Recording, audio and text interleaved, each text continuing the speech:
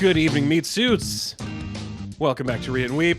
We are a podcast about movies and friendship. This is season 5, Kevin Bacon's Exquisite Corpse, and we are just 4 litigating attorneys staying up all night in a motel room playing a very long movie-watching game. I am your host, Alex Falcone, recording, as always, in beautiful North Koreatown, Los Angeles. Joined by my 3 good friends. First up, he's at Anthony Lopez Part 2 on Twitter. He's in Southeast Portland, and he's not the guy you kill. He's the guy you buy. It's Mr. Anthony Lopez. Hey, you know that really stressful feeling when you have like 2 different groups of friends or 2 friends and you want to introduce them and you really hope they get along and you don't know how it's going to play out and it's super stressful? That's what my entire week has been, introducing you 3 good friends to my other very good friend, Mr. Michael Clayton. I really hope you guys got along with him. He's a really good guy. I thought you were wondering about like Tilda Swinton introducing her good friend Michael Clayton to her good friend, 2 very accurate murderers. Are they though? I mean, they kind of half-assed. You got to confirm. They're 1 for 2. Yeah. Okay, but the first one was very good. It was very professional. It's interesting. Actually, that's something I want to talk about. It's just like, what kind of company are they running? Also joining us today, he's the co-host of the Old Gamers Almanac podcast. He's from the woods of Brooklyn, New York, and he is Shiva, God of Death. It's Hunter Donaldson.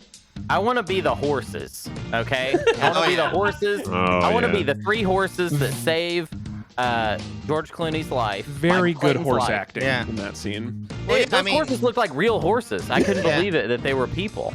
Couldn't believe it. And each one of the horses was 2 people in pajamas, in horse pajamas. 3 people. There's 3 kids, and there's one in the middle, just sort of like flanking. Tilda Swinton actually played one of them and won an award for it. A lot of people think Tilda Swinton won awards for the other role. The character. It was for the horse. Around. Yeah. Oh. Yeah. Well, I mean, it's like when you know Denzel won for Training Day, but it was really for Malcolm X. Right. It's like that. She won for Karen Crowder, but it was really the horses. Yeah. She showed up and was like, "Wait a minute, you want me to wear no prosthetics? Fuck that. Where can I get some prosthetics on my face? I need to be at least half a horse also." Do you think they like give the same award? Do they split the award with the person who's the head and the feet? Or in the butt? I think, you get the top of the award, the bottom of the award. Oh, of course, you pull the Oscar in half. Sure, yeah, right. There should be a separate Oscar that you give people who are in horse costume, where it's like it's one Oscar, and then another Oscar is like bending over and grabbing around the waist, so as they're making like a centaur Oscar. You Oscar is what we call it. The Oscars. Well, Alex, they will do that when the situation comes up. It just hasn't come up in 90-something years. Right, like how they made the tiny Oscars for Snow White and the 7 Dwarfs. They should make a centaur Oscar. You know how they don't nominate Andy Serkis for his digital performance because it's like, where does his performance end and the Weta CG begin? Right. It's like that. It's exactly like that. It's with the horse. Yeah, it's like all that. All right, let me introduce the last part of our panel. He's in Northern California, and he's a fixer, but maybe he's the one who's broken. It's Ezra Fox. I'm gonna. I don't actually have a gambling habit anymore. I just want to be clear that I have enough action in my life already that I don't have any problems, except for the one gambling that I'm going to do that we're going to show twice. Well, but this is the thing with the non-linear of this is I'm like, you were just playing poker yesterday. It's not. It's tomorrow. It's very confusing. Could have played it yesterday also, I guess. Right. It's very possible. By the way, he's a fixer, but he's the one who's broken. I have to give. We're going to come back to the movie and talk more about it, but I just want to say that my main takeaway from this movie is the immense discipline that the studio had to not make that the tagline, because it's the perfect tagline, but it's corny. I thought it was real. I just believed it. I was like, right? I guess that's from it sounds like the perfect awful tagline for that this movie. What was it? Anyway, I can't find the use of this. It could be on a poster somewhere, but man, what a perfect line that they did not use. Before we start the show, I want to thank a couple of meat buddies. If you'd like, or thank all of our meat buddies, in fact, not just a couple. Well, the odd numbered ones. I want to thank the odd numbered meat buddies. Next week, even numbers. Next week's the evens. If you want to join them, also, and then after that, it will be the primary number meat buddies. Yeah. Ooh, Fibonacci sequence. Sure, yeah, we'll do a Fibonacci meat buddies. The point is, though, the most important thing to remind everybody is that our meat buddies are people who donate to the show, and some people express guilt at having not donated earlier because they've been listening for a long time. And today, this episode should be coming out on April 28th. one of the last remaining days of guilt-free April before we get into double guilt May. So if you've been feeling a little bit of guilt for not donating earlier, remember next month that guilt is going to be doubled. And the juice is running. Like I said, it's a compounding interest of guilt. Yeah, so it'll only what if get they can worse. get us like 12 by Monday? Would that be good? If you got us 12 by Monday? Remember, that was it was I mean, it depends. Oh, right. The 12 for the points. I get it. Hey, wait, but we sell do your have fridge, auction off your bowls. All right, we got to get that cash. We do have to live our values a little bit, though, because Joe Biden did announce that he is wiping out student guilt. So if you have any guilt, and you are a student, that was we know for sure that's not going to be challenged in court. Is if he just gets rid of guilt. So that's an easy step, right? That he can take today. I love the idea where people were like, you know what? I actually try to be a good person this whole time. It's not cool for them to just like be guilt free now. That's not fair to me. Yeah, right. I took all this time with guilt. I finally finished. I had to be a good person. I could have just waited. It's not fair to these other people who feel really guilty.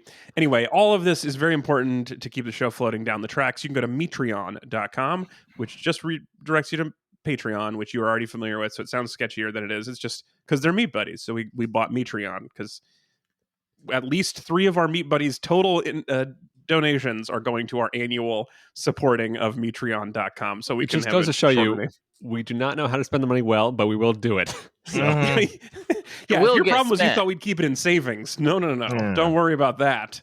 We put it all on the bar. That was our big bet. We just bet on the wrong person. We bet on Alex. That was our bet. All right. Before we get into the movie, it's time for segment 1, the news. And first, I'm going to do everybody a huge favor listening at home by not talking about Elon today. I'm exhausted. I don't care. I don't want to talk about it at all. The only thing I will say is that when you try to buy a company, it's called a tender offer, and I think that's really sweet. Aww. So that's my favorite part of this whole story is it's a tender offer for Twitter. Anyway, that's the end of it. I don't care. Moving on. We are going to talk, though, about a power couple breaking up in Hollywood. So one of our main things we talk about is Hollywood power couples. This week, was an important breakup between Vin and Lin. They have been Tokyo drifting apart for some time, and now the Fast and Furious director has left Fast X. I mean, he just came back, too. I mean, he left for a while. Vin lured him back in, promised to be a changed man. Yeah. You know, they got The Rock out of there because The Rock was driving them apart. Yep. The Rock was gone. It was just them back. Then 10 days into filming, Justin Lin was like, I'm sorry. Fuck this. X days into filming. X days. That's pretty good. Thank you, Alex. X part 1 of filming. I mean, I hate the name Fast X, and the obvious pun, and I'm not the first one to notice this, but obviously it should have been called Fasten Your Seatbelts. It should have been called Fast 10. Oh. I mean, that should at least be the tagline. I mean, they did Fast 5. He's a fixer, but he's the one who's broken. They did Fate of the Furious. Yeah, Fate of the Furious. I love that one. They have clunky names. Most of them are terrible names. That is definitely a theme. Couldn't they have done just Fast XXX and then it has a crossover with Vin Diesel's other property? Right. Oh yeah. We haven't even. I mean, obviously, other people have talked about this, but how the hell did he get away with having a movie called Triple X that was not porn?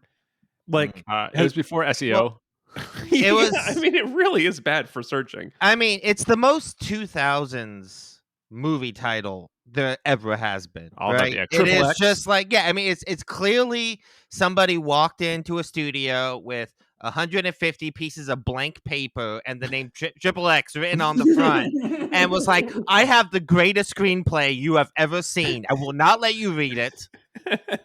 But look at this title. And they were like, there you go. And then they just slid a number back on a piece of paper. It's just wild because you can't Google the damn movie. Yeah, you know what I mean? Right? No. I mean, every time I look for Triple X Vin Diesel, I get a whole other series of websites. I just did. Now I'm watching something else, and now I'm telling you, this is not Vin Diesel. Does it even look a little bit like him, or are they just getting lazy? A little bit like Vin Diesel. Yeah. Okay, well there we go. All right, that works. Both these guys look like but Vin. Yeah, I mean, this is a pretty.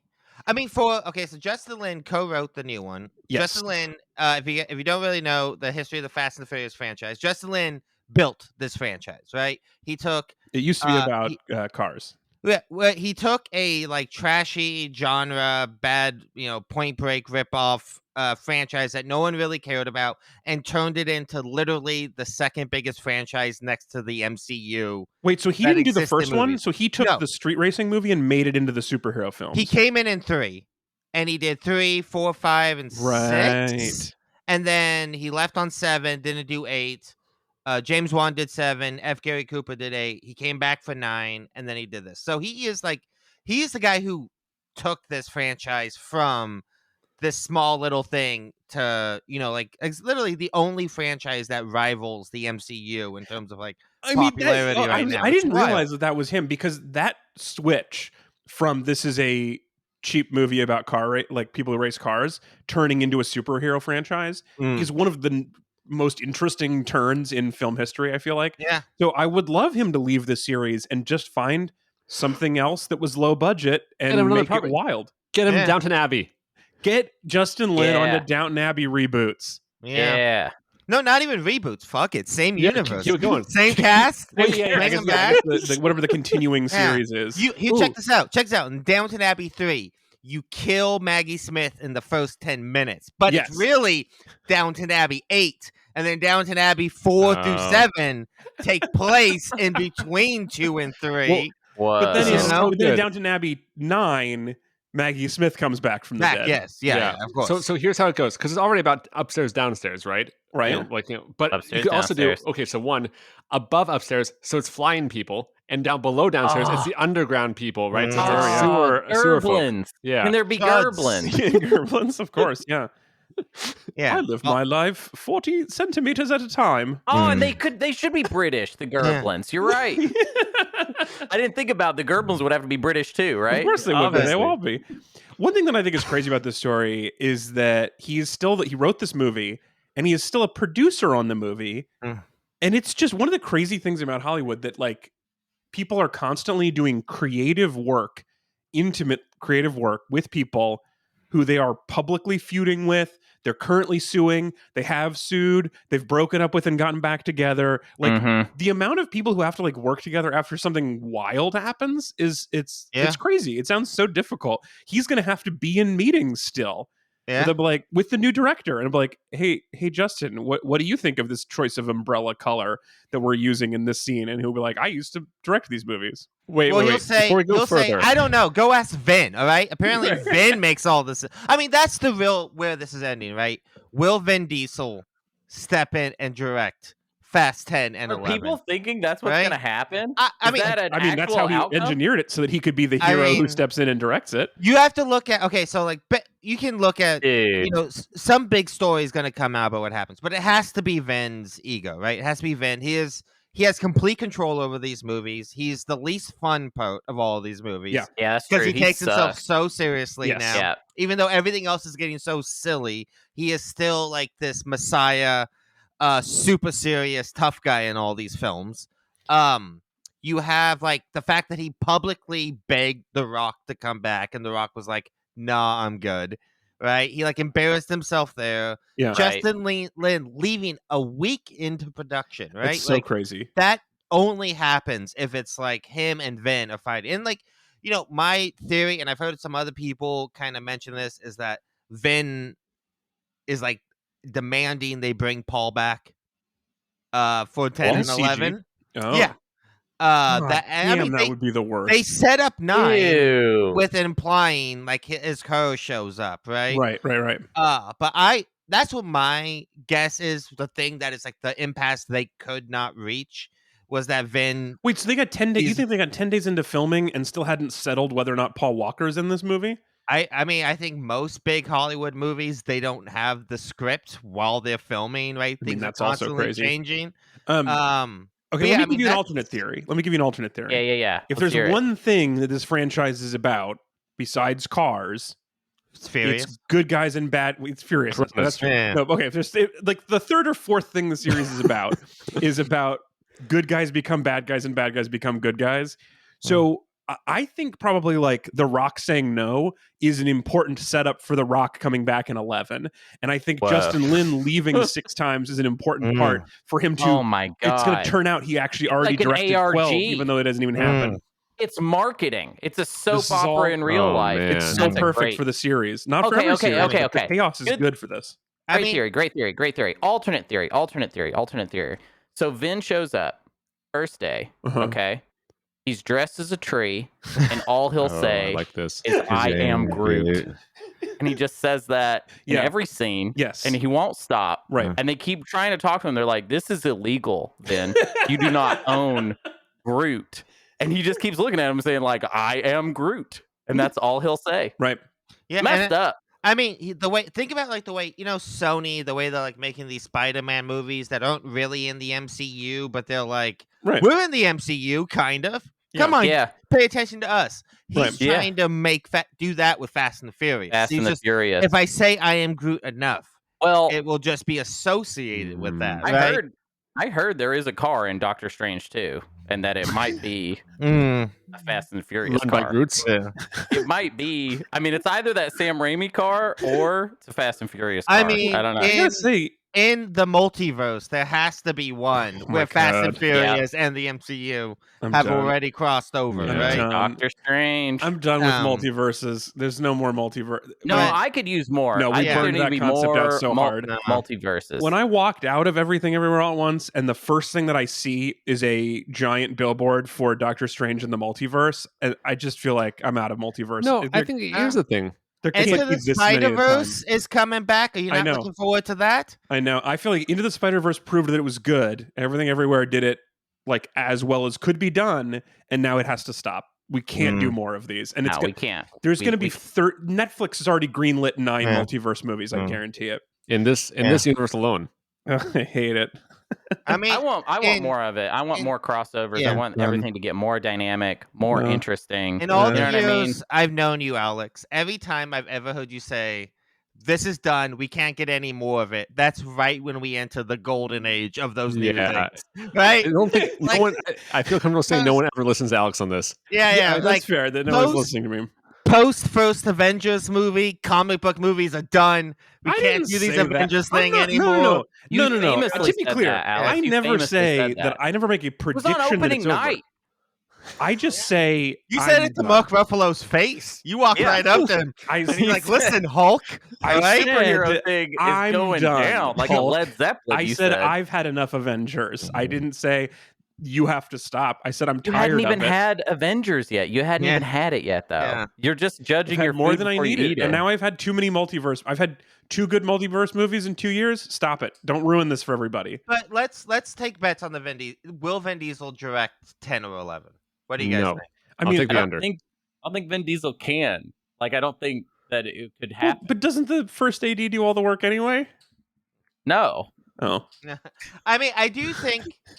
No matter what, even if they don't, first AD is like a spreadsheet, is what I know about. That's all I know. Is that they're the king of spreadsheets. You can't direct a movie with a spreadsheet. You know those movies like you gotta do. You have to know some. You are some really equations. good with spreadsheets, actually. You Alex, definitely have to know some advanced coding to do it, but I bet you could do it. But you know, like the way Tombstone wasn't directed by Kurt Russell, but for all intents and purposes, he was the director on the set. Like, that's the way people talk about that movie. Right. The director was just kind of like his puppet that he just stuck his hand up his ass and controlled him. I think it's going to be at least in that director's defense. Once the hand is up there, you're probably going to do what they want. Yeah. Oh yeah. I mean, I would do Kurt Russell says even if he didn't. Yeah, totally. And that one works. Like so maybe he'd have to stick the hand right up my ass. The last thing I'm going to do. The last thing I want to do before we move out of the segment, because now that we've heard my theory, and we heard Ezra's theory, and then we heard Hunter's theory, we heard Anthony's theory. Ez, we're missing your theory on what's going on. Theory is. We need one more to round out our theories segment. Are you playing Paul? Are you casting Paul Walker as? Okay. So, I had a thought on this one. So I think when he realized about the Groot thing, like that's where it hit me. You said this is the you said it's the biggest franchise next to the MCU. Yeah. And I think Vin Diesel is taking a dive on this one. I think Disney's like, hey, we'll pull back your big Groot bucks if you don't just squash this, right? We cannot have it be bigger than MCU. So just torpedo your own thing. All right. I don't care. Like we'll get The Rock to pull out also because we have him from Jungle Cruise. Right. and I think it's just realizing it's like, there could be only one, and then he'll tank it, and then eventually I think they'll buy it like on a fire sale, and then it'll just move that part of the tram tour over to Disneyland, and then we'll just have a new Fast and Furious movie every 6 months on Disney Plus for the rest of our lives. I mean, that sounds so good. Honestly, though, what would you guys rather do? Get up at 5 a.m, film 10 hours a day with huge car chases and action sequences, or sit in a booth for 3 hours and say "I am Groot" a bunch of times? In 6 different ways, yeah. And get paid probably the same amount of money. I mean, that is definitely where the real money is being Groot, for sure. I'd take the Groot bucks. That's right. All right, well, we got 4 plausible theories. Go ahead and write in. Let us know which one is most likely to be true. We got to know. I mean, they have sets built. They were filming. You can't just leave. Yeah, I believe it. In fact, the second unit is still filming. They just left the second unit rolling around. That makes sense. Yeah, I mean, it's a Fast and the Furious movie. This is the type of production that every hour that you're not getting stuff in the can is $100,000 being totally built, right. It's insane to have something like this happen a week into production, right? What about no director? Have they considered that? Just don't even have just one. Like the Oscars not having a host. It's just like each person directs improv the everywhere. Scene that they just finished. Director by committee. Yeah, I think that's reasonable. It's a lot of different butts for Vin's hand to be up, but you could do it. Yeah. All right, we're going to end on that for Fast and Furious. That great image. We're going to slide into our anchor segment today. We're going to play the game. Coming right up.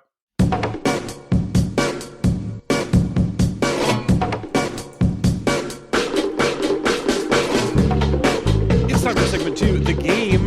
This week, we watched Michael Clayton, the 2007 American legal thriller written and directed by Tony Gilroy, he of the Bourne films, the writer of the Bourne trilogy. So, the guy likes a complicated reveal. And this movie is starring George Clooney, Tilda Swinton, Sidney Pollack, and most importantly for our purposes, Tom Wilkinson, who we also saw in last week's episode. This is Anthony's move.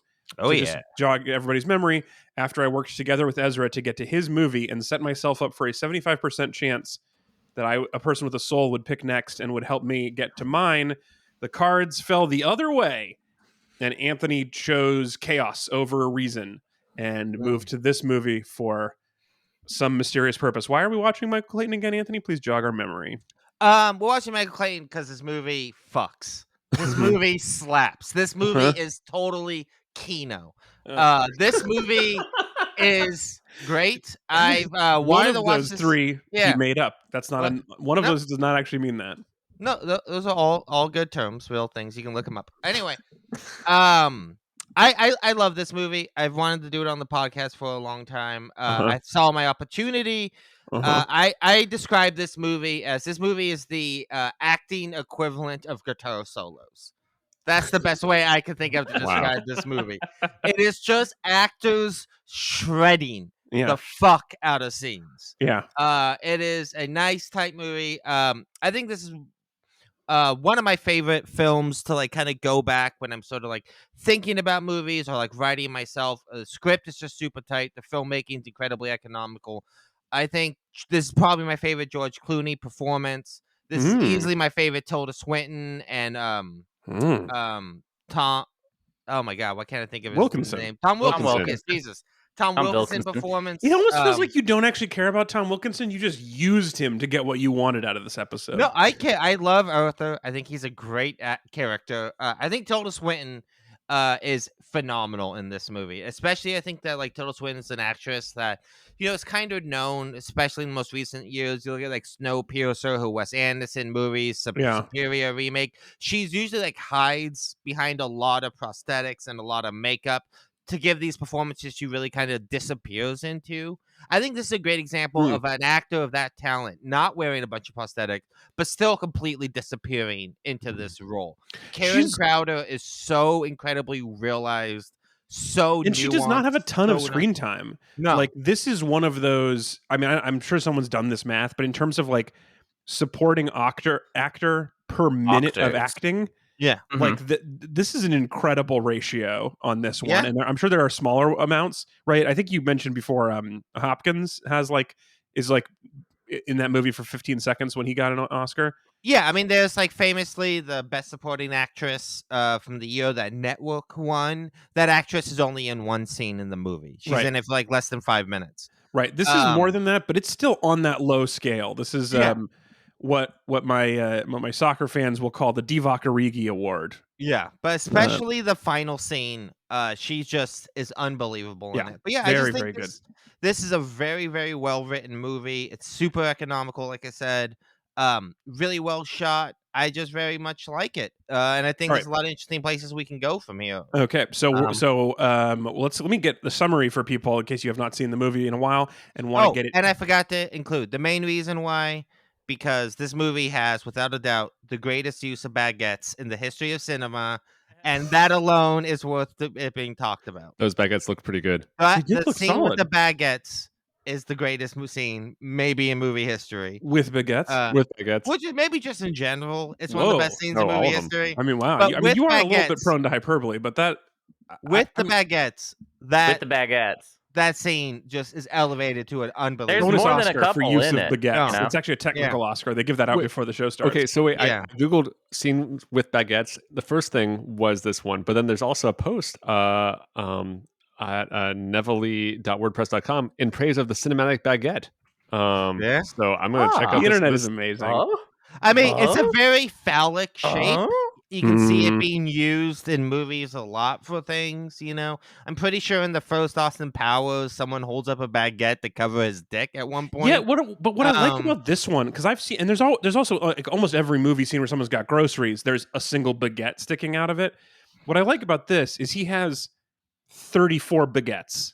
Mm-hmm. He's not doing this like economically on baguettes. He's got an entire bag of baguettes. Also, if you've ever known anyone in the middle of a sort of manic episode, that is an incredibly realistic thing. I have seen to buy a lot of baguettes. Just to like get something that is like the greatest thing in the world when they have it because they're in like a manic state, right? And then to buy a bunch of that. I have seen people actually do that in real life with things. If you've ever been around, take some of the fun out of. I just liked the idea of him having a lot of baguettes, but it was actually part of a crisis he was undergoing. Yeah, and Tom Wilkinson is just so goddamn good. Okay, well, let me get into the summary, and I'm going to tell you the summary in order. I'm going to give you my patented 5-point summary, but if you want to understand the true experience of this movie, just put bullet point 3 second and number 5 last in the middle, and then 4 first and 1 last. Then you get it. There you go. You get it. It's told out of order. Anyway, okay. So that'll be easy. Yeah. It's called Michael Clayton, and it is about a guy named Michael Clayton, and the titular Michael is a fixer for a powerful law firm that seems to work exclusively on the wrong side of history.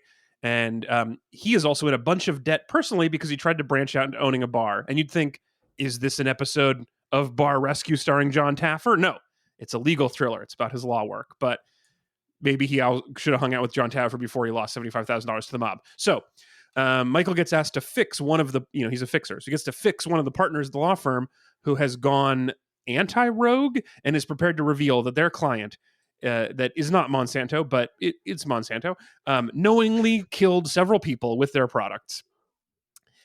He's also going through a manic episode. He's gone off his medication, but he's also right, both about how good baguettes are and about how bad Monsanto is. Also, baguettes, flour, Monsanto, wheat. Anyway, you get the whole thing. Okay.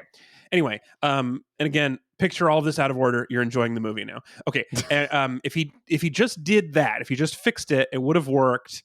This might all have worked out for the case. But first, he decides to get naked at a deposition and swing his junk around at a young woman, which triggered some extra protective behaviors at the firm.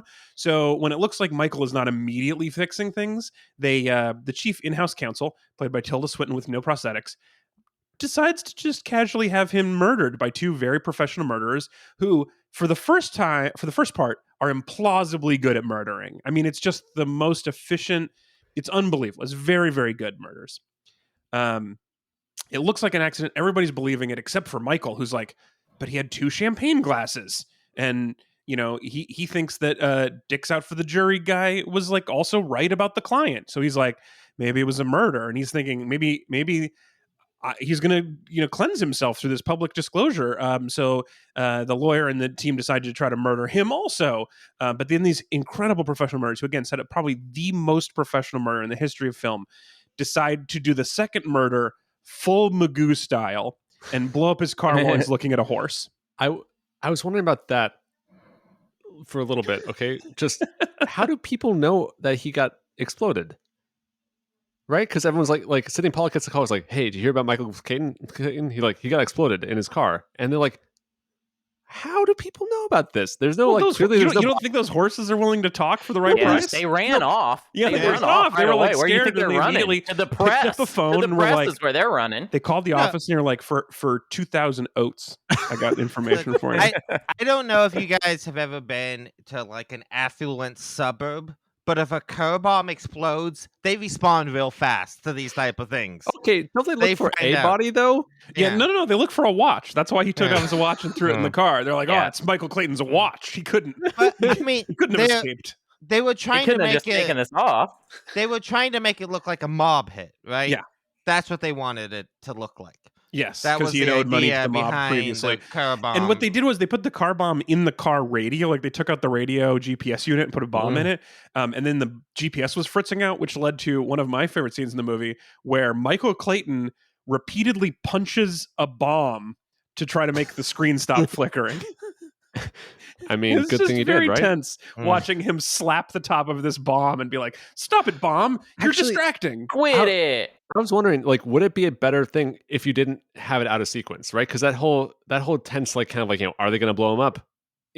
We aren't really worried about him, right? Because we already know how that happened because that was the first, that was the opening of the movie. So I'm kind of curious, do we undercut, the tension? Did they know basically it was going to be out of order when they shot that? Because it feels like why was it out of order? Yeah. That's I want to ask that. I just don't know why it was out of order. Well, I love this question, and I do want to talk about this, but I do need to finish bullet point number 5. Oh yeah, which is that his car getting blown up while he's looking at horses pisses him off even more than the crimes against humanity that his bosses were covering up. So he decides to confront murder counsel and gets her to admit on tape that she on flip phone is willing to pay him some. Anyway, it's pretty flimsy, but anyway, it's enough that the NYPD storms in, setting up a sequel where we all know she's about to just get out of jail and charges will be slowly dropped because there's the evidence doesn't make any sense and the NYPD is not going to solve this incredibly complex crime. And that's the movie. That's the movie. So it is out of order. Why is it out of order? That's an interesting question. So that scene you're talking about, Ez, where it's like tension of is he going to blow up or not, is replaced by, oh yeah, I remember when he was slapping his GPS box. And it's a different vibe. Well, yeah, I mean, I think it's because he's not going to die. So there's no point in even teasing that out. Right. And it really makes the opening of this movie much more interesting to think of how he got there. Right. It's not that he almost gets blown up. It's like the fact that he stops for the horses. Right. That's what the point of the opening scene really is. And because he's a fixer who just found God a few minutes ago. And so he's like, oh, all this time I've been hurting people and getting people to avoid the law. I could have been seeing the beauty of wild horses. Yeah. God. I mean, I think that's it's more of, it's more about there's this question that is repeatedly. Again, one of the reasons I really like this movie is I really love the script for this movie. I think it's incredibly well written. It's really, really smart. And there's a lot of recurring things in it. This is a recurring thing in almost every act of the movie. Someone straight up asks who are you to Michael Clayton or about him? Who is this guy? Right. And that's what the movie is really about. It's about this guy going through a midlife crisis, trying to figure out who he really is and what he wants to be. Who does he want to be for his family? Who does he want to be for his kid? Who does he want to be for his friends? Who does he want to be for professionally? Right. That's the arc that Michael Clayton goes through. So in almost every scene in the movie, not every scene, but every other scene, someone straight up asks him who are you? Who is that? Right. They constantly are asking that question. They kind of want you to think about it. And it's Michael Clayton finding who he is. And there's this is a good point, and I really like this. And it does not, but it doesn't quite speak to the question of why is it out of order? Well, what's gained from a filmmaking sense? I think there was an answer, which is just that it's more it's a more exciting hook. Yeah, the opening I think would be maybe a little dull if you don't actually have that, if you don't have a boom pretty fast. My issue was I was like 25-30 minutes into the movie and I was like, well, I'm not following this at all. I have no idea what's happened or what's happening, and I feel like I should have, because I've been actually paying pretty close attention and nothing makes sense right now. And did you miss the 4 days earlier? What? Did you miss the 4 days earlier thing at the bottom? Yeah, there was a part where it says 4 days earlier. I might have missed that. After the that's hilarious. You were paying really close attention, Alex. I was watching. Okay, so here's what happens. Sometimes when I'm watching a movie and I'm like, man, I must have missed something important, I'll flip over to the Wikipedia summary and I'll just read up to the point that I've gotten, so there's no spoilers. But the Wikipedia summary of this movie, the opening paragraph is from the point of view of someone who's finished the movie. So it's like, oh, this guy owes money to the mob because he bought a thing with his brother, and then he goes to do this for this. Oh, that's hilarious. So the first paragraph summarizes the whole movie, and so even I for the accidentally Wikipedia spoiled summary, all of they're this. like, I don't know why it's out of order. Wait a minute, are you saying the Wikipedia summary? They're like, we're gonna fix this real quick. So exactly. Wait a minute. Can we just go back and cover Alex saying, I was paying attention, and when I'm paying attention to a movie, sometimes I stop paying attention to read the Wikipedia page. Pause the movie. That's what you're supposed to do. Come on. He was trying to do it right. Summary of what I said. I obviously paused the movie to read the summary. Sometimes I'm watching and I'm like, man, my brain must have blinked for a second and I missed 10 minutes that matter. Anyway, and I was like, oh, this is a lot of information that I missed. I missed a lot of stuff. I don't know how I missed this much information that explains everything that's happened, but it does make a lot of sense. I'm with you, Alex, actually. That happens to me with this type of dialogue too. I just felt like I had to ultra double focus, especially at the beginning of this movie. Because it's being extremely clever, and there is sometimes when I'm watching a movie for homework, because I have to, my brain will sometimes think of something else that I'm doing that night, or like, what else am I going to get up to this week, or what is this idea I've been working on, and it's just enough that I lose on extremely clever dialogue like this. And I don't know how you could, I guess I could take Ritalin before I do my homework. To hook in, though. Like, I think it makes sense that you felt that way, because it took a while for me to even realize, like, what this movie is focusing on. Obviously, I know the movie is about Michael Clayton, who's George Clooney. Yes. Okay? Obviously, I know that. It's the title. But I don't know, like, Michael Clayton, even though the movie's called Michael Clayton and he's the titular character, he's not necessarily the protagonist or the point of view character. And so as the movie started, I was like, all right, so like, what angle are we taking on this guy? And then the car blows up. And then the movie starts. You know what I mean? Like, and then it's like, all right, now I can start seeing like what the structure of this movie is, like what the shape is. But I mean, I think also this movie, one of the things I like about it is that it's designed in a way that you're not really supposed to have a full understanding of what's happening. It's so dense with like legal ideas and thematic stuff and character stuff that like the idea of like a signature on a piece of paper being this like massive thing that people are willing, like this company is literally like there's like this little subtle stuff, like it's implied they burnt down an entire factory and warehouse to get rid of single piece of paper, right? Which is like an idea I really love. But it's just like the movie is designed in a way that like you're supposed to kind of guess the gist. I think that's why like I've seen this movie a full few times now. And I really enjoy rewatching this movie because every time I pick up a little bit more of it. I think, like, I mean, I was giving you guff, but, like, I don't think it is necessarily possible to really kind of watch this the first time and get it in its entirety. No, and I like a movie that is going to like show me later what I missed the first time.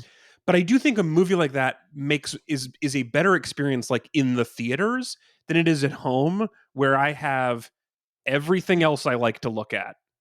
It's just, if I was in a dark room with nothing else happening and I was in a chair that only faced one direction, I would probably have stuck it out better mentally through that first confusing part and then had more joy watching it get explained, instead of being like, well, I'm at home, pause, and then Google it. Like that was my Googling sound. It's on a typewriter. Yeah, Alex uses a typewriter. I do. As a computer. An electric typewriter, Some people like a mechanical keyboard. I use an electric typewriter and then a machine that translates that into keyboard. So anyway, it's not worth it, but I like it. The point is, I think in a movie theater, I would have had more fun with that at the beginning. I'm not mad. I wasn't mad about it. I was a little annoyed that I got parts of it spoiled, but instead of it being tense, there was no tension in that scene for me, but there was the delight of having something like of figuring out the puzzle and being like, oh, okay, this is the order these things happened. When he said he has not played poker, he really hadn't. That was a poker that happens in the future when he's stressed out. Future poker. Mm. Yeah. Oh, and then when the guy that was talking about a restaurant, that seemed weird. Now we understand it. Now we do understand. I saw this. I think in theaters when it came out, and I don't think I loved it at the time because I think I was expecting just more. I just wanted more Oceans stuff. I think at the time, like I think when I went to, there were fewer Oceans than I was expecting. You were used to at least 11. I just like that idea of like you saw George Clooney in a movie and you were just like, I'm sure he's just doing this on all the movies. There was a certain kind of movie that I expected from him, I think, and this wasn't it. But maybe I don't remember what the maybe the like trailers were like a little misleading, I guess, because maybe it was going a little more actiony or something. Trying to capitalize on that. Yeah, that wave. A little more from the Oceans. But I do think, to Anthony's point, that this is like the best acting of that Clooney's done. I think one of the things that like the Ocean's 11 movies lack is that standing in a field looking at a horse moment that he had to do, where you're like, he actually did show a lot of depth in this movie. He's like, for a fixer character, very, very interesting character. Yeah, I mean, the stuff with his kids is really, really good. Yeah, the kid stuff is super interesting.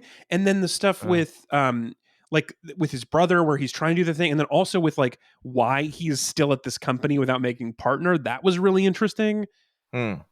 Like he's found a niche, but also he did screw up, and they have been using that to keep him down.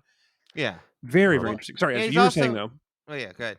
Well, but I said to say, like, with that kind of expectations being reset, like over the last 15 years or so, basically, of like, oh, I know what this movie is, and also I have that good, I guess, in their ground level understanding of what's going on. I really liked this a whole lot more this time around, and really like just enjoyed I feel like I wasn't lost, and I was like, oh yeah, I remember this. And I think really the thing that I'm realizing is I would love to see this plot structure of a movie with pretty much any profession.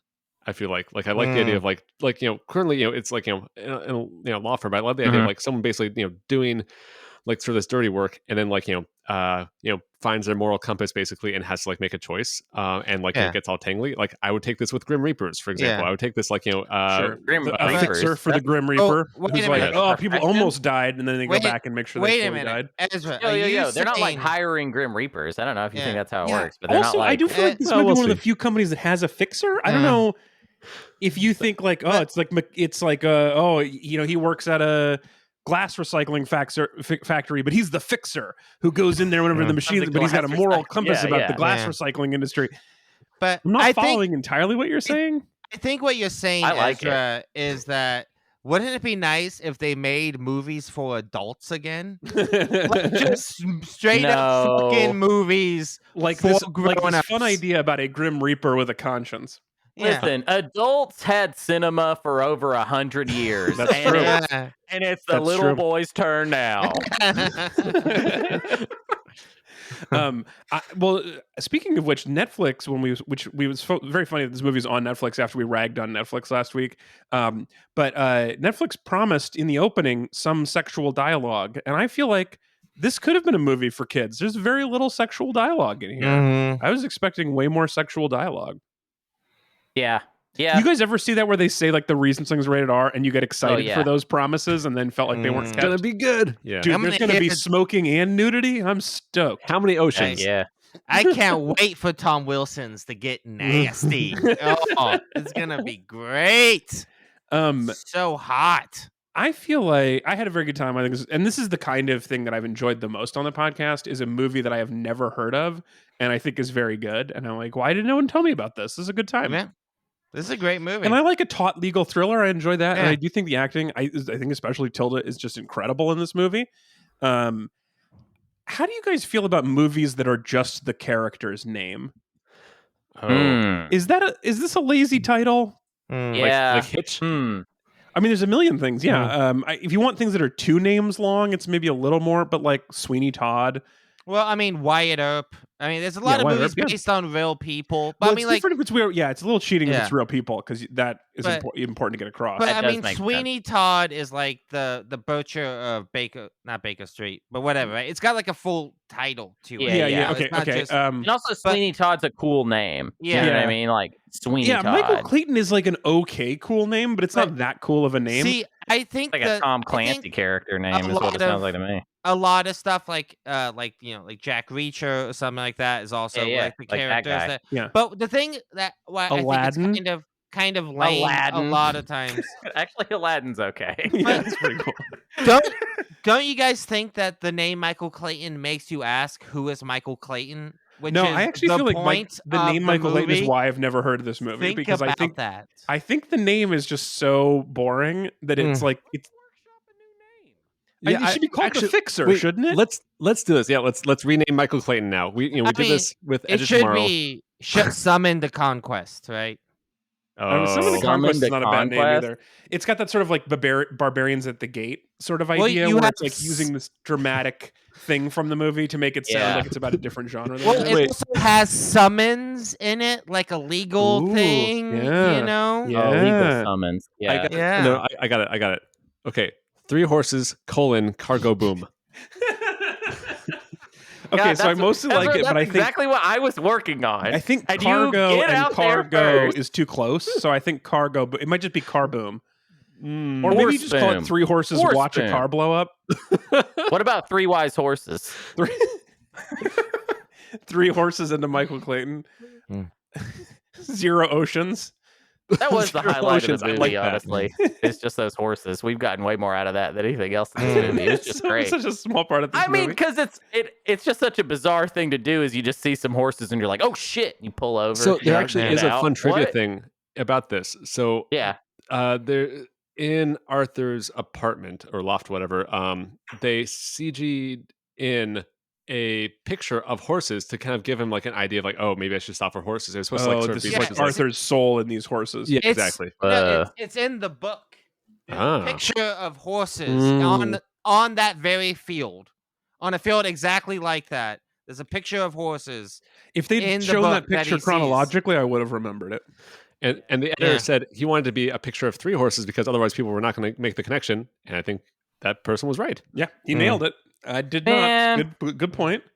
Seems like you got to watch this movie twice. I love wild horses. I'm hearing. I got the impression. I wasn't sure if those were wild horses, but like I grew up in a place that had wild horses, and we would definitely pull over the side of the road and look at wild horses. That is very plausible to me. I'd do it today. I would do it this afternoon if I saw wild horses. Especially if you've had 4 days of some real heavy shit, you're definitely going to stop to look at those horses. I'm like, stop and smell the horses. I mean, I do feel like if they were, if they were like, property horses, they were fenced in horses, then it's weird to stop and look at somebody's horses. Yeah, that's true. That belongs to somebody. You can't just be wild horses you'd look at, but yeah, if it's just someone else's horses. To look at horses. I don't know.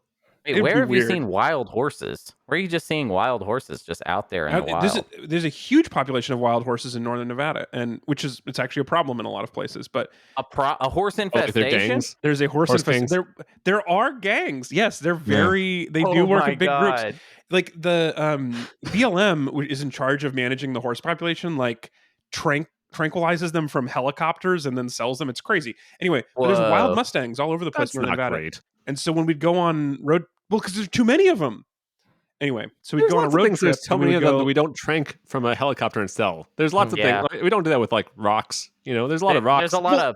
There's a lot of podcasts, but I've never been tranked from a helicopter, and dragged off. Time's coming. Somebody does need to reduce the podcaster population. I don't know how. I don't know what the BLM management strategy is for podcasters, but there's like dudes talking about movies. They should definitely trank us from a helicopter. They need to trank us hard. No, I read a stat that was wild. I don't know if this is true, but that 80 million people listen to podcasts, and there are 1 million podcasts. So it's 80 listeners for 80. Well, so if we have more than 80 listeners, that means we're doing very well, right? We are doing well, yeah.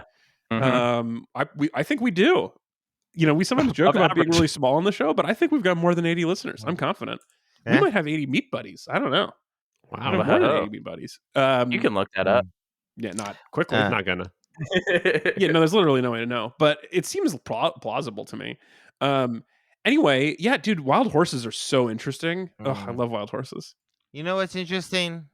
The dialogue in Michael Clayton. Let me tell you some of my favorite lines of dialogue. Please, I would love to movie. hear. I would love to hear it.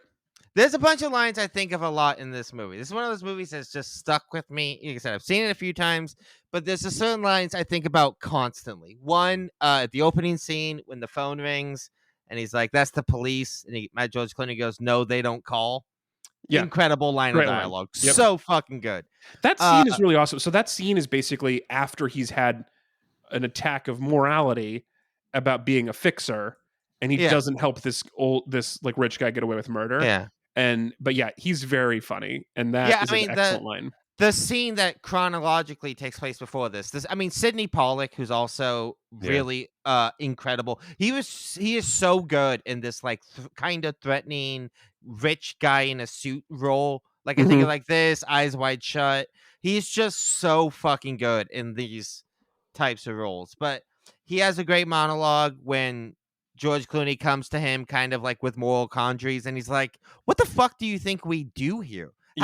His line is like, "How do you think we pay our bills? Like you're just realizing now that we're the bad guys. Like everyone else here is fully aware of that. We know we're a giant law firm that represents the interest of bad people."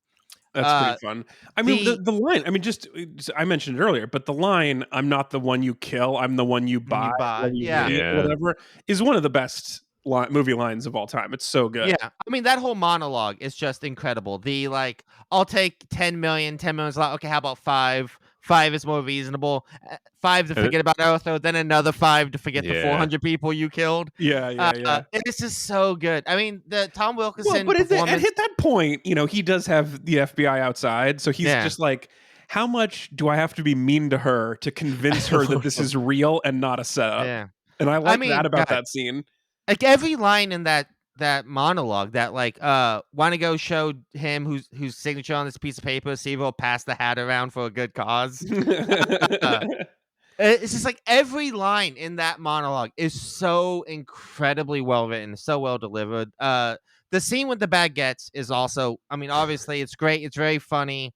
It's very, very like the way it captures a manic state that someone is in. It does that really well. But the scene when like something switches in Arthur and he goes into legal mode, when he goes from being kind of like a raving guy talking about to baguettes to being like, "If you wanted to institutionalize me, you should have left me in Minnesota, because in New York," that was really good. And he's like, "Do you really, the last person you want to see in a courtroom is me," right? The way he does that switch is so just masterful. That one is brilliantly set up too, because earlier in the movie they're like, who at the firm knows the most about involuntary incarceration? And you're like, him. Yeah.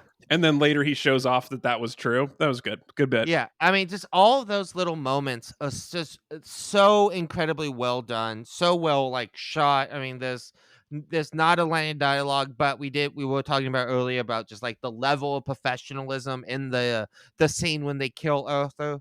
It's done in this one long take. It's completely continuous of them like stunning him, dragging him, doing it all. It's taking off his disgusting socks so that they can murder him between his toes. Terrible like, job. Murder. Tactile murder, no go. Like timing and everything of all that. It's just incredible to watch. It's just this is a good movie. Okay, so here's my last question, and I want to wrap up on this. But so Tony Gilroy, he wrote the Bourne movies, very popular, well-regarded movies. He wrote this, a little bit maybe under, I think pretty good, but not like the biggest, most popular movie. But 2 years after this movie was like nominated for like 6 Academy Awards. Yeah. Tilda Swinton won for Best Supporting. It was definitely a big critical thing at the time. Yeah, he did really well. He also wrote Armageddon? I didn't realize that. Yeah, well, he's one of like the 6 writers on Armageddon. Sure. Okay. He's also the guy who, when Rogue One was a disaster, he's the guy who came in and did all the reshoots, rewrote the movie, and then got that out the door. So he's not credited director on that, but for all intents and purposes. Oh, okay. He also wrote Rogue One. He also wrote The Great Wall, which we watched together. Yeah, The Great Wall, baby. Again, great. I don't think that was like him coming in as a favor to Matt Damon to try to get the movie in some kind of Okay, well, he does a lot of work for hire. And yeah. Okay, so this gets me in my real point was he wrote and directed this in 2007. 2009, he wrote and directed Duplicity, starring Julia Roberts and Clive Owen. Oh, no, that was the prequel to Multiplicity, I believe. Yeah. That's only one Michael Keaton, but he's a liar.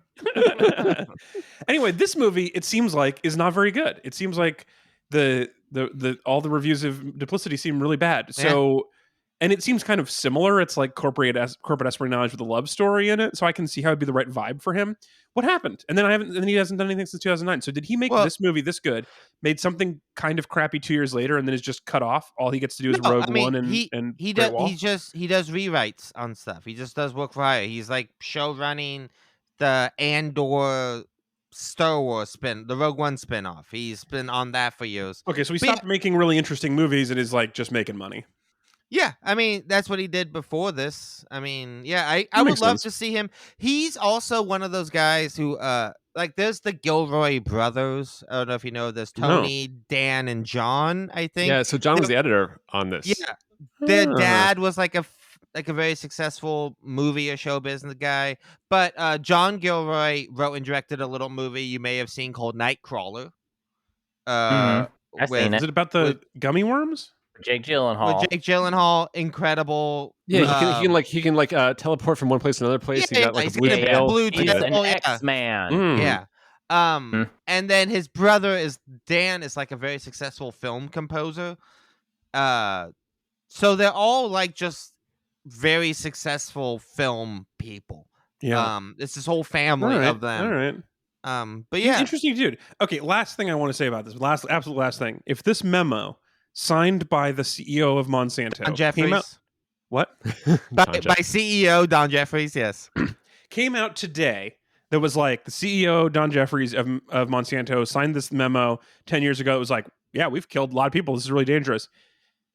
Would this even be on the top news stories of the day? Like the thing that they're talking about bringing down this company that's so bad, I feel like I've seen 100 times. Like we know Monsanto is worse than this, and we're just like, it hasn't ruined them. Yeah, they still are out here rounding things up. Yeah, what would Monsanto have to do at to this like point? Get in trouble? You know what I mean? And it did declare all of war these on murders, Earth? and then they're also like, by the way, if your farm is near one of our farms, you don't get to farm anymore. Like no, so I've thought about this. You only really have a scandal when it goes against a core value, I think. And like, so if Monsanto's core value is ruthlessness, that's not a problem, right? So it's like, what is like? So it's like basically it turns out, it's a scandal if they're like, you know what, we had this like money making thing basically, and we didn't do anything with it. And it's like if they're incompetent, maybe that would actually be the scandal. Well, I mean, realistically, right? Like a bunch of people would fall on their swords, right? And the company would be fine. That's what always happens. But I mean, what I think this movie illustrates very well is that like it from the beginning, it's going to have to pay a bunch of money. The question is, do they have to pay like 300 million or 800 million, right? And like that's the world that is like just trying to like get them to pay as much as they can. I mean, one of the other things I really love about the ending is that the speech she gives to the investors when she's like, well, actually, we're going to lose this settlement, but because of this and tax reasons, and the lawyers have said, it's actually good for us. The way they within the culture of this company is like they're losing this thing.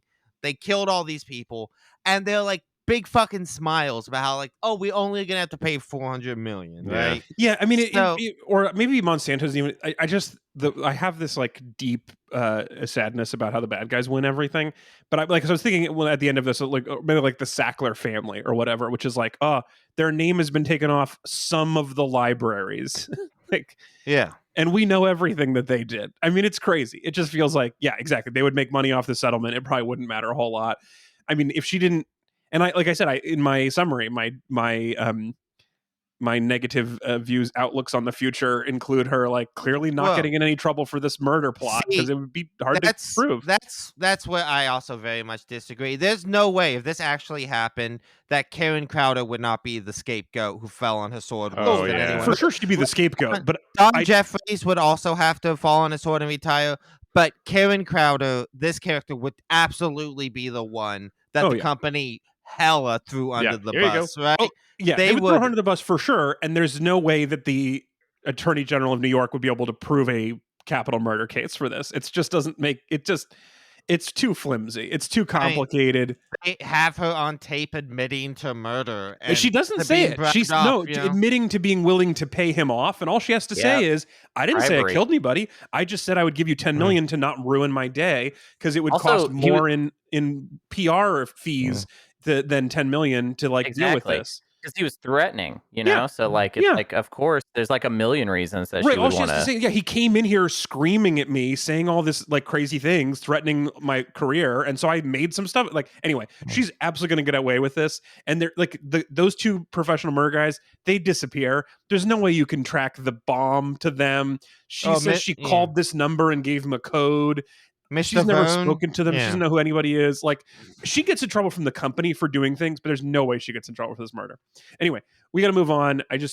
Because I am the one in charge of the buttons, I get to make the last call on how bad the future is. Okay, let's move on though. Last thing I want to do, it's time for segment 3.5. It's time for our master list. So, yes.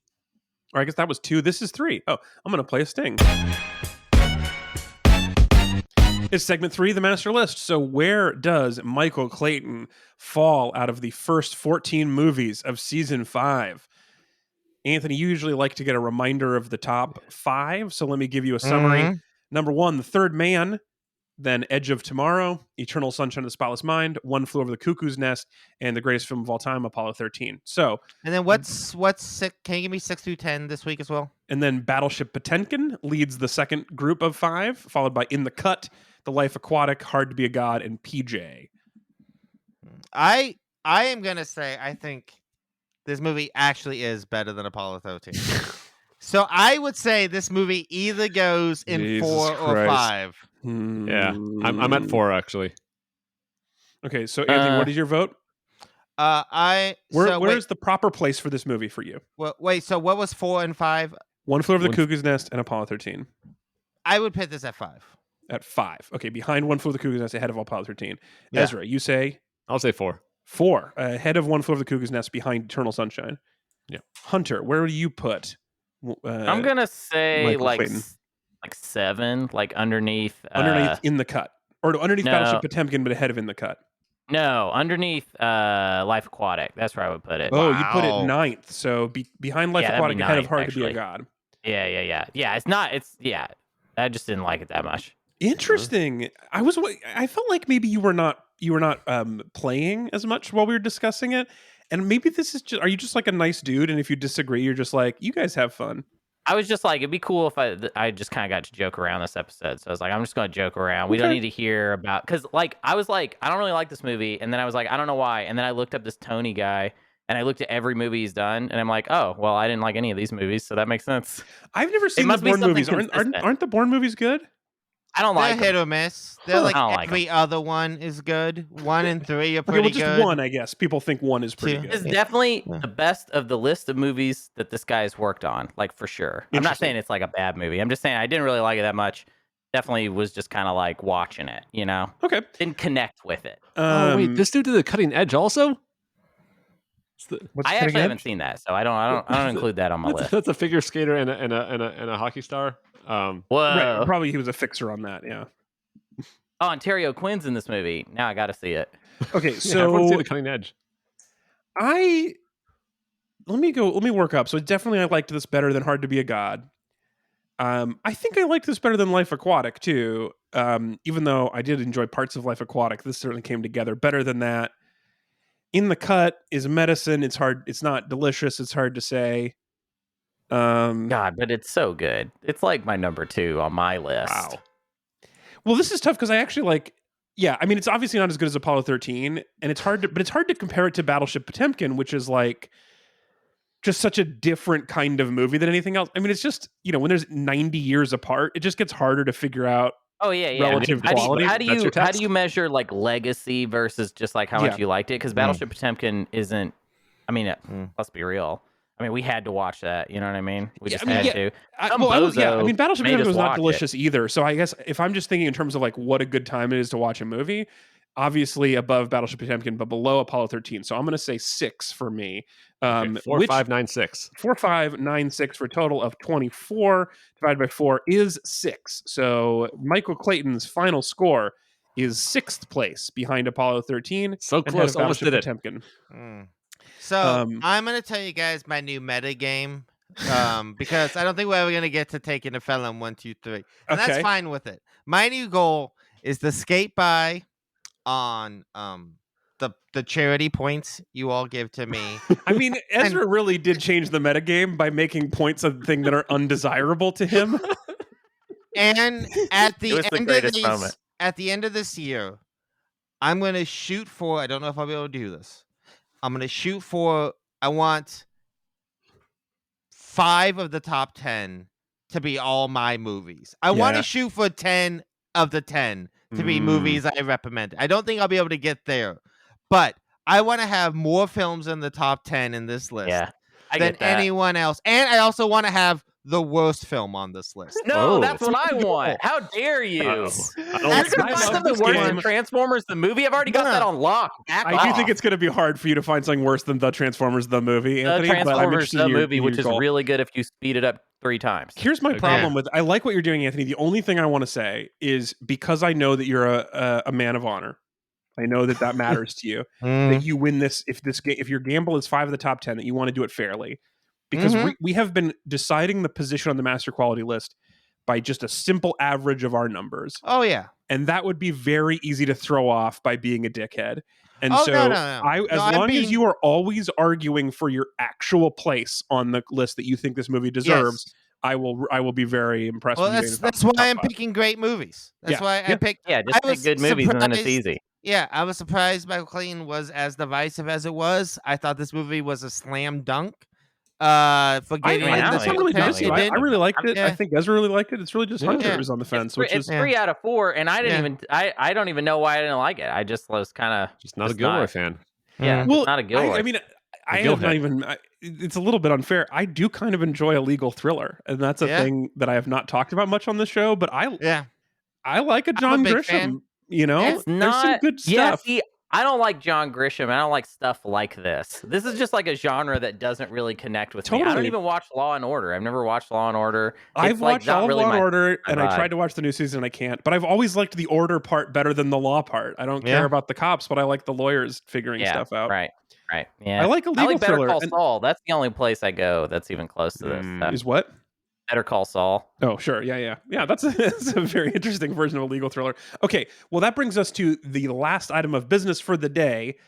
Ezra, it is your pick. You get the second pick in round 4 of our movie order. Ezra, what movie are we watching next, and who is in it? So this is actually a very challenging one because one of my favorite movies of all time, George Clooney is in. It's not even an ocean. He's not even an ocean. It's sort of a pre-ocean. It is Out of Sight. Yeah. I love what is Out of Sight? Remind me. I hope Steven we get Soderbergh's just a Elmore Leonard novel. Yeah. It's got Jennifer Lawrence. Bank Robbery is fun. Michael Keaton is playing the same character that he plays in Elmore Leonard's Jackie Brown. He's very, very good in that. Okay, you guys. The most successful bank robber in the country finds himself stealing something far more precious than money. Jennifer Lopez's heart. This is how did they not say he's a fixer, but he's the one who's broken? That heart was insured for $1 million also.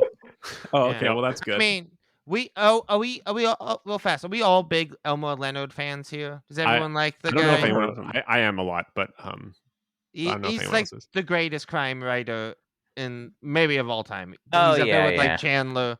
The dialogue. He is probably one of the most adapted writers in the world because the stuff just leans itself towards film and TV.